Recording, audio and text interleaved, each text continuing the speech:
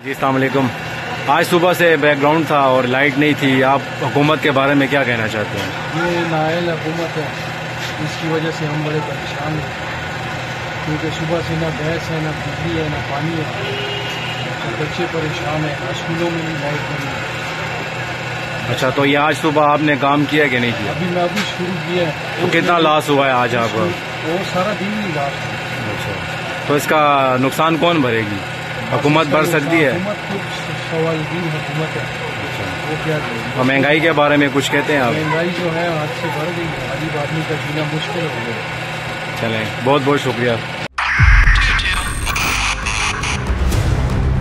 2022 बहुत सारे तोहफे भी देखे गया पाकिस्तान की आवाम को। पाकिस्तान की आवाम को एक तोहफा ये दिया कि आवाम को पता चल गया कि पाकिस्तान का मीडिया क्या है। साल 2022 में सबसे ज्यादा देखे जाने वाला चैनल बोल न्यूज रहा नंबर 1। हमने बहुत सारे शोज और ट्रांसमिशंस की, पूरा साल मुसलसल जदोजहद में निकल गया कि ये वोट ऑफ कॉन्फिडेंस के पीछे कौन लोग थे।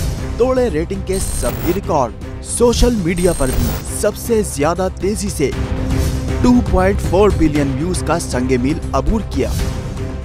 एंकर्स को भी आवाम में सबसे ज्यादा मकबूलियत मिली और सोशल मीडिया पर भी बोल रहा सब पर सब्सक्राइब करें और बेल दबाएं ताकि कोई खबर रह न जाए।